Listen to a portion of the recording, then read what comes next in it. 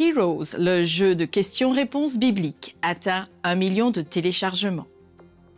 Le séminaire du ministère des Enfants forme les adventistes aux Philippines.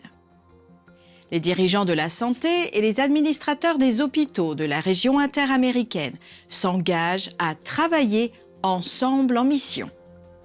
En Espagne, un camp d'évangélisation des jeunes est organisé à Ségovie. Ces histoires et d'autres nouvelles pleines d'espoir, maintenant sur ANN.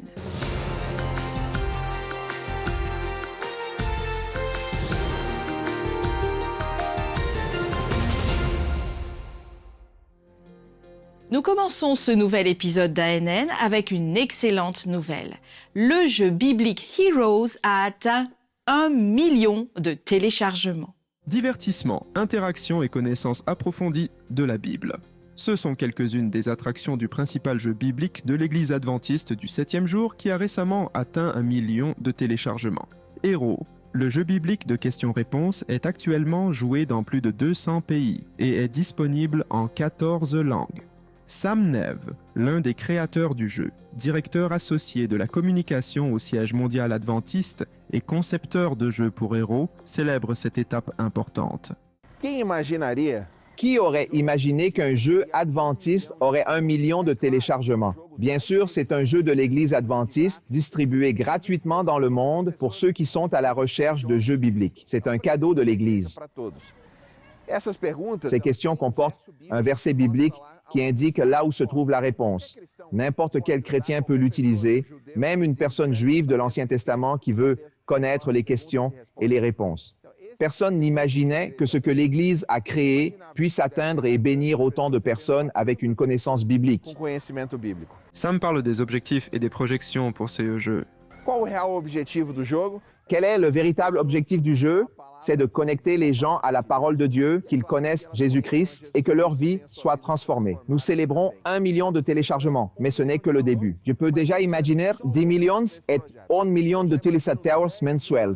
Aujourd'hui, nous n'avons que 119 personnes qui jouent chaque mois. Imaginez-vous savoir 1 million? Jeff Nascimento, directeur artistique et chef de projet de Hero, se souvient du défi et se rappelle qu'il semblait impossible d'atteindre 1 million de téléchargements. Par la grâce de Dieu et grâce au travail de toute l'équipe, nous avons réussi à atteindre cet objectif et nous ne nous arrêterons pas là.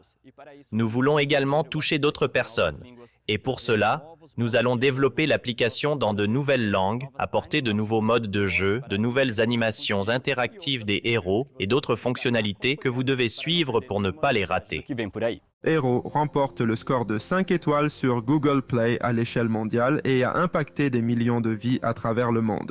Ensemble, les utilisateurs de l'application ont joué plus de 33 millions de minutes et ont répondu à plus de 93 millions de questions bibliques. Le rêve est d'aller beaucoup plus loin, comme le souligne Williams Costa Jr., directeur mondial de la communication pour l'Église adventiste du 7e jour. 1 million de téléchargements est un chiffre extraordinaire. Nos débuts étaient modestes et humbles, puis ça a grandi, évolué et s'est étendu. Aujourd'hui, nous avons ce résultat. Mais le rêve est d'atteindre 10 millions qui téléchargent Heroes et apprennent sur la parole de Dieu, en jouant et en étudiant. À travers des études bibliques, telles que La grande question et comment devenir un héros, Hero favorise l'approfondissement de la Bible et éclaircit les doutes sur les sujets actuels.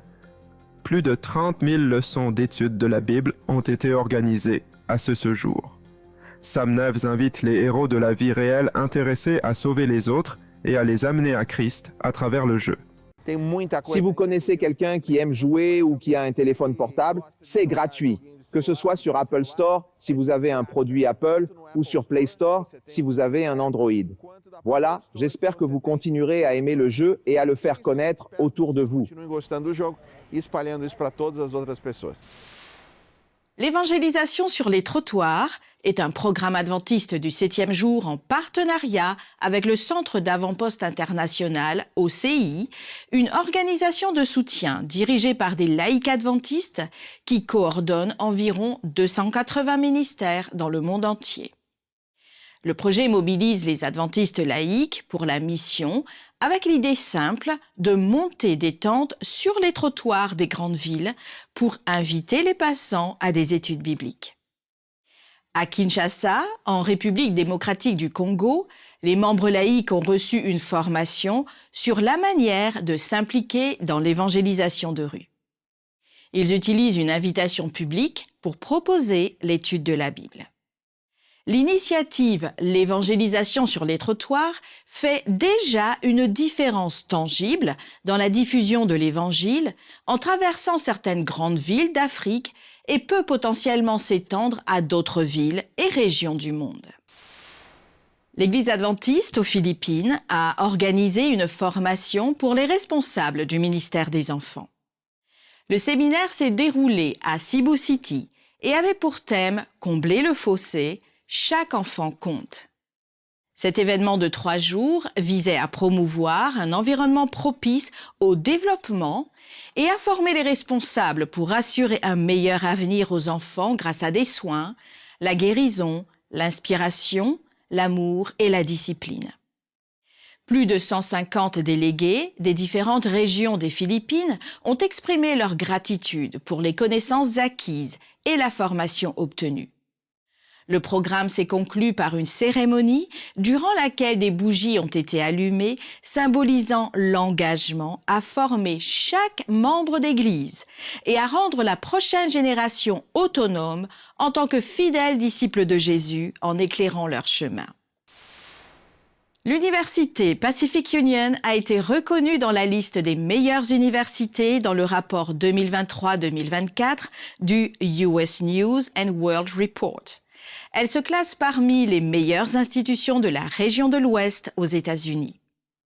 Elle a notamment amélioré sa position, se plaçant en 2e place en tant que meilleure école qualité-prix de la région, alors qu'elle était à la 6e place l'année dernière.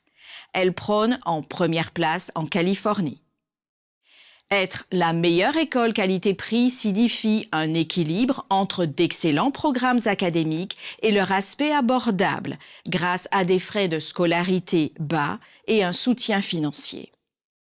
Lindsay Ayasaka, vice-présidente de l'administration académique et doyenne académique de l'institution adventiste, a déclaré que cette réalisation reflète l'engagement de l'Université Pacific Union à fournir une éducation centrée sur le Christ et à préparer les étudiants au service. Les classements 2023-2024 des meilleures universités prennent en considération des facteurs tels que les taux de rétention, les diplômes, la taille des classes, la qualité du corps professoral, les dépenses par étudiant, les évaluations des pairs et la dette des diplômés. Rendons-nous en Floride, aux États-Unis, où le journaliste Tom Johnson nous partage les dernières nouvelles d'Advent Health.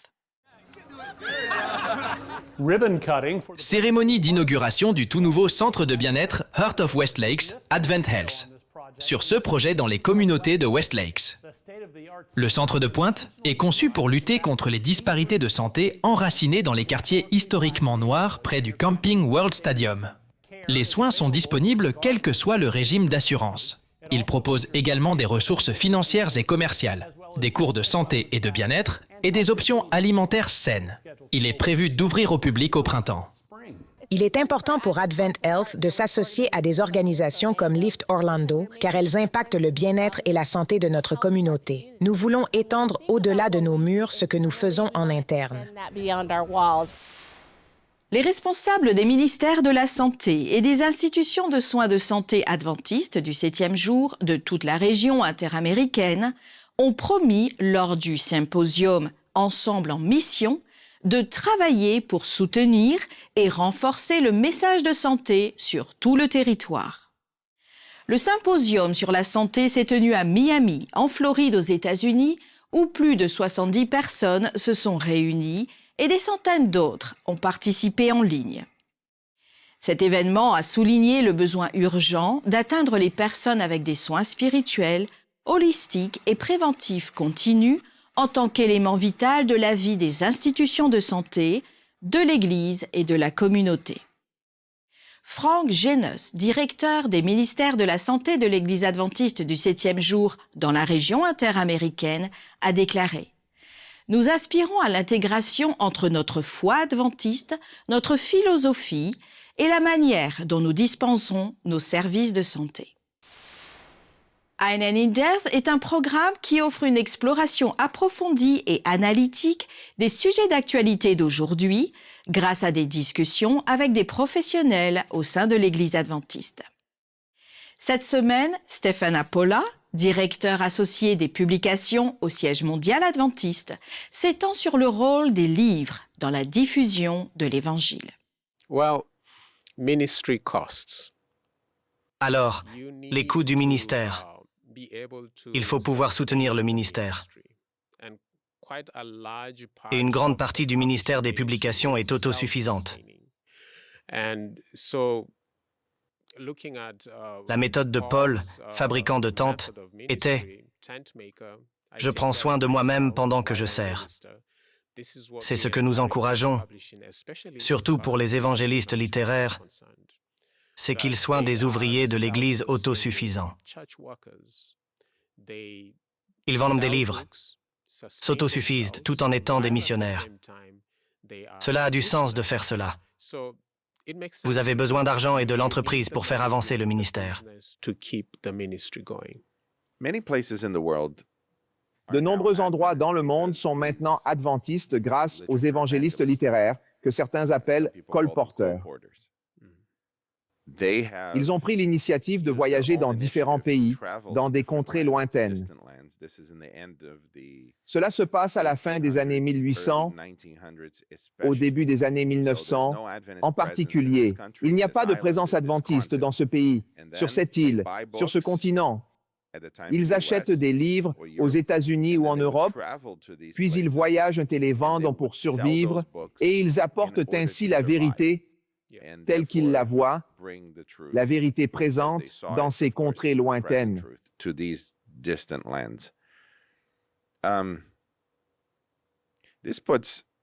Ça place la publication et l'évangélisation littéraire au cœur de la mission car l'Église ne pouvait pas se permettre d'envoyer des missionnaires dans le monde entier. C'est exact. Ce modèle autonome a aidé les continents et les pays. Après la pause, nous serons de retour avec plus de nouvelles sur ce que font les adventistes dans le monde entier.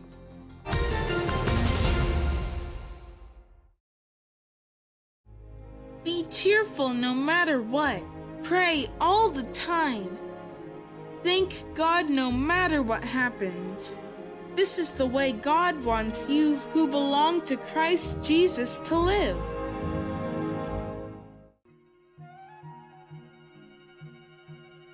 Qu'est-ce que les oies nous apprennent sur Dieu? Tout ce qui se trouve dans la nature peut révéler notre Créateur.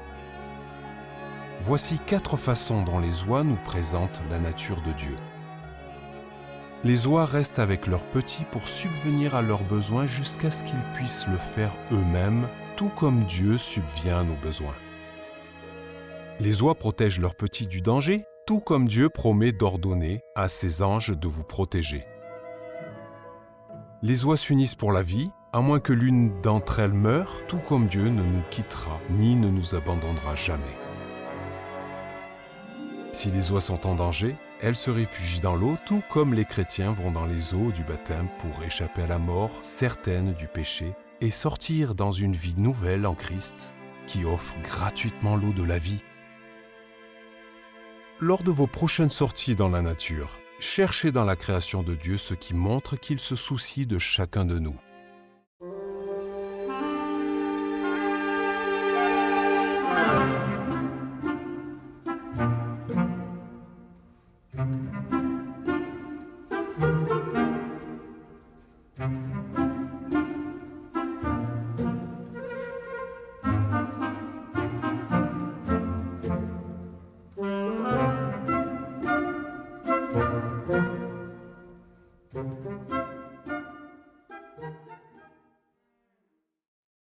For everything God created is good, and nothing is to be rejected if it is received with thanksgiving. because it is consecrated by the Word of God and prayer.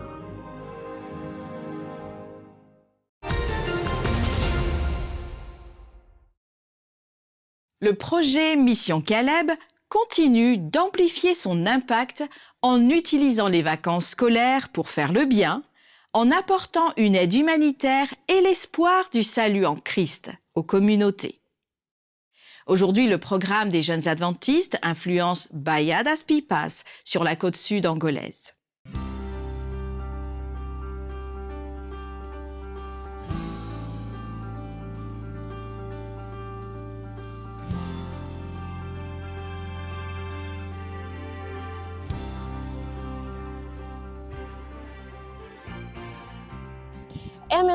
C'est la deuxième fois que je participe à la mission Caleb et la première fois que je suis ici à Baía das Pipas.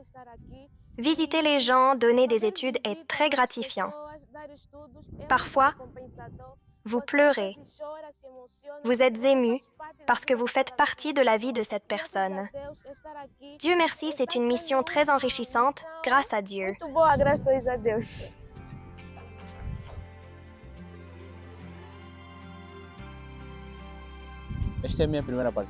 C'est ma première participation à la mission Caleb. C'est une expérience très enrichissante. J'avais une idée différente de la mission Caleb avant d'être ici et de voir comment ça se passe. Avant, je pensais que la mission Caleb était fatigante et ennuyeuse. Mais maintenant que je suis ici sur le terrain, je réalise que c'est agréable et plaisant. C'est encore mieux lorsque nous savons que notre objectif ici est de travailler pour Dieu.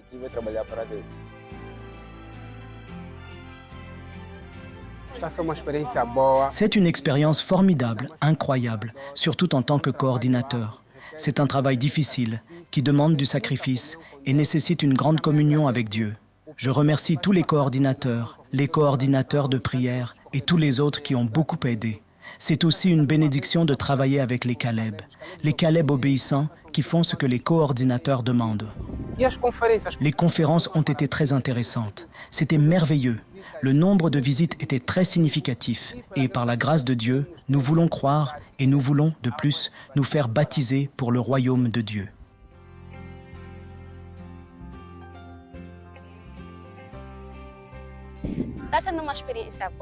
C'est une bonne expérience. Quand nous sommes arrivés, c'était difficile car nous n'étions pas habitués à une zone sans réseau. Grâce à Dieu, nous nous sommes habitués. Nous sommes habitués à naviguer, à aller sur Internet, WhatsApp, Facebook, ici. Il n'y a rien de tout ça.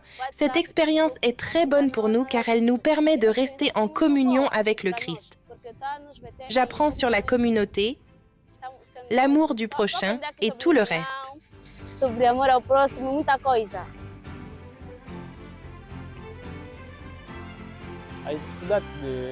Les difficultés pour arriver jusqu'ici sont énormes. Il y a un morceau de chemin, un peu de terre battue, des travaux de terrassement, des trous. Nous avons endommagé les pneus, risqué le véhicule, mais au final, c'est gratifiant car nous travaillons pour le Seigneur. On dit que si vous n'êtes pas fait pour servir, vous n'êtes pas fait pour vivre non plus. Donc nous faisons cela parce que nous avons conscience que c'est une mission. Tandis que certains partagent la parole, d'autres doivent rester derrière pour apporter les provisions. Nous devons le faire tous les jours, mais à la fin, c'est gratifiant.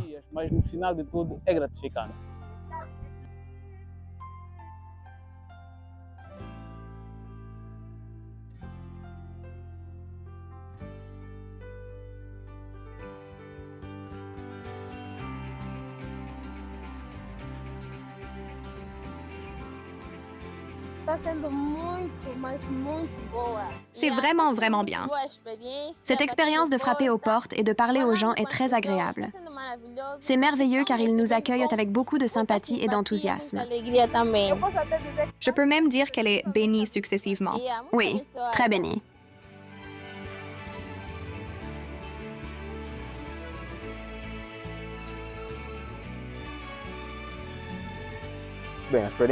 L'expérience de la mission Caleb semble très spéciale. Elle est en effet très stimulante, je l'avoue. C'est la deuxième fois que j'y participe, et grâce à Dieu, j'ai déjà le privilège de participer en tant que coordinateur. Juste pour que vous compreniez, l'idée que la mission Caleb est un projet difficile, stimulant, m'a beaucoup aidé. Cela m'a préparé psychologiquement pour le travail. Savoir que je vais devoir faire face à quelque chose de difficile, d'une façon ou une autre, m'a aidé à me préparer à affronter certains impacts de la mission.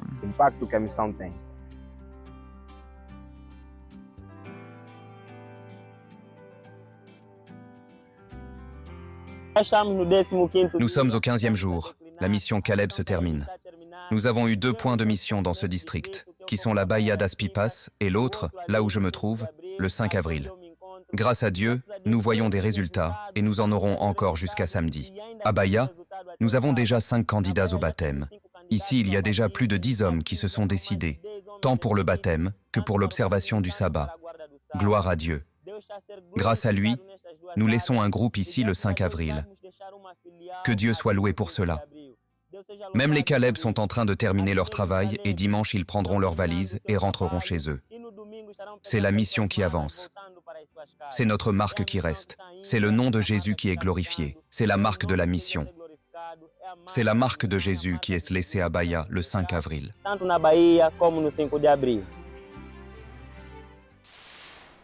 Animés d'un esprit de salut et de service, les clubs des explorateurs de la région sud de l'Équateur ont participé à la Semaine de l'Écharpe, où ils ont démontré leur engagement envers l'Église et les communautés locales.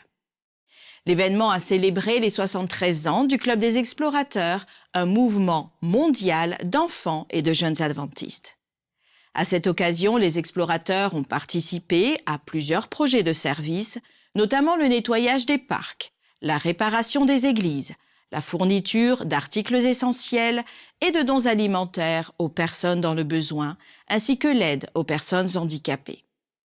Les jeunes du sud de l'Équateur ont également organisé une cérémonie spéciale d'investiture et de baptême où 94 explorateurs ont donné leur vie à Christ. De jeunes missionnaires ont partagé la bonne nouvelle de Jésus à Ségovie, en Espagne, lors du camp d'évangélisation des jeunes. L'initiative a été organisée par le département des ministères personnels et évangélisation et le département de la jeunesse de l'Église adventiste du 7e jour dans le pays. Pendant 10 jours, les jeunes étaient en charge de 3 tables missionnaires où plus de 800 livres ont été distribués. D'autres activités telles qu'un spectacle de marionnettes ont attiré l'attention des jeunes et des moins jeunes. Le samedi, le sofa du sabbat a été installé, une initiative visant à arrêter les passants et à les encourager à s'asseoir et à se reposer un moment. Une fois assis, ils étaient invités à réfléchir sur le temps perdu et l'importance de se reposer au moins 1 jour par semaine.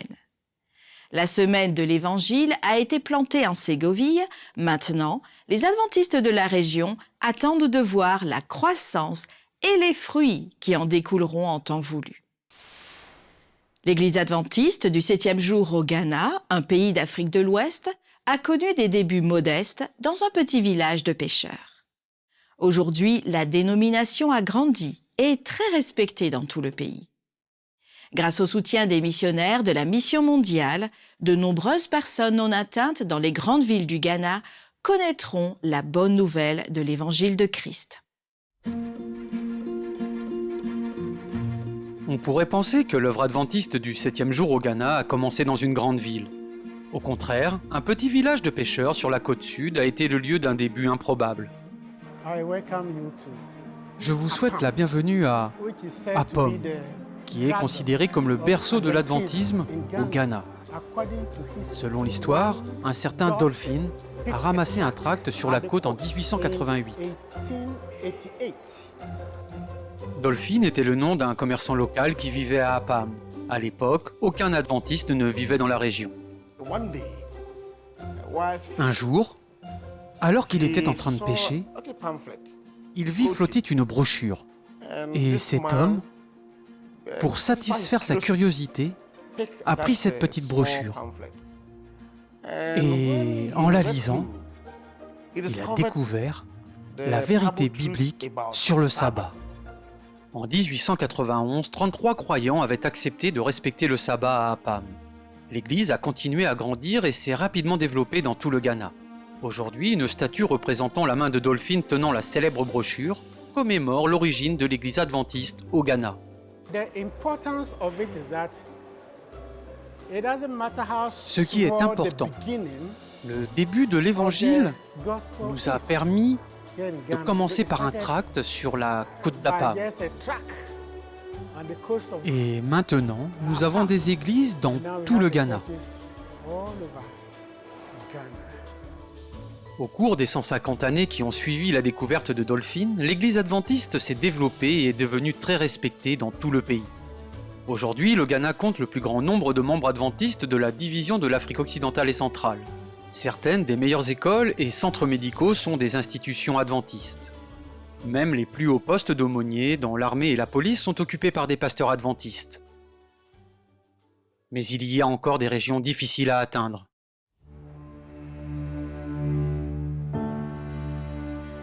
Memba est un jeune pionnier de la mission mondiale dans le nord du Ghana. Il s'efforce de créer de nouveaux groupes de croyants dans des communautés qui n'ont pas d'antécédents chrétiens. Parmi ses nombreuses activités de sensibilisation, il est devenu enseignant bénévole afin de pouvoir toucher les étudiants qui ne sont pas d'origine chrétienne. L'église adventiste se développe au Ghana, mais à un rythme lent dans la région du Nord. J'ai décidé d'enseigner l'éducation religieuse et morale. J'ai donc choisi de leur enseigner ce qu'est réellement le christianisme. À l'heure où je vous parle, chaque sabbat, environ 35 élèves fréquentent l'église. 10 d'entre eux m'ont assuré qu'ils allaient choisir un lycée dont l'éducation est celle qu'offrent les adventistes du 7e jour. Le travail des pionniers de la mission globale comme Memba est essentiel pour toucher les populations des communautés non encore atteintes au Ghana et dans toute l'Afrique de l'Ouest. Il y a beaucoup de personnes au Ghana qui n'ont pas entendu la bonne nouvelle. Et avec le soutien des pionniers de la mission globale et de leurs projets, les gens vont s'habituer à entendre le message. Ils entendront la bonne nouvelle et cela change des vies. Plusieurs témoignent de notre Dieu et cela se fait par l'intermédiaire des pionniers de Global Mission. Merci de prier pour le Ghana et la division de l'Afrique occidentale et centrale. Il s'agit d'un domaine difficile qui comprend des villes avec une grande présence adventiste, mais aussi des régions avec très peu d'influence chrétienne. Merci pour votre soutien dans cette région du monde. Merci d'avoir suivi ANN. Rejoignez-nous la semaine prochaine pour plus de nouvelles du siège de l'Église adventiste du 7e jour. Saviez-vous que l'Église adventiste du 7e jour a une chaîne YouTube où vous pouvez regarder ANN vidéo, ANN in Depth et plein d'autres vidéos étonnantes sur la prophétie, la santé et l'étude de la Bible? Cliquez sur le bouton « S'abonner » pour ne jamais manquer une nouvelle vidéo. Vous pouvez également nous laisser un commentaire ou un sujet de prière. Une équipe prie pour vous 24 heures sur 24 et 7 jours sur 7. Avant de nous quitter, voici une bonne nouvelle tirée de la lettre aux Éphésiens au chapitre 2 et au verset 4 à 6. Mais Dieu, qui est riche en miséricorde, à cause du grand amour dont il nous a aimés, nous qui étions morts par nos offenses, nous a rendus à la vie avec Christ. C'est par grâce que vous êtes sauvés. Il nous a ressuscités ensemble et nous a fait asseoir ensemble dans les lieux célestes en Christ. Ainsi s'achève notre programme de cette semaine. N'oubliez pas que vous pouvez toujours visiter adventiste.news/fr pour des nouvelles quotidiennes et des vidéos. À la semaine prochaine pour d'autres nouvelles de foi, d'amour et d'espérance. Que Dieu vous bénisse.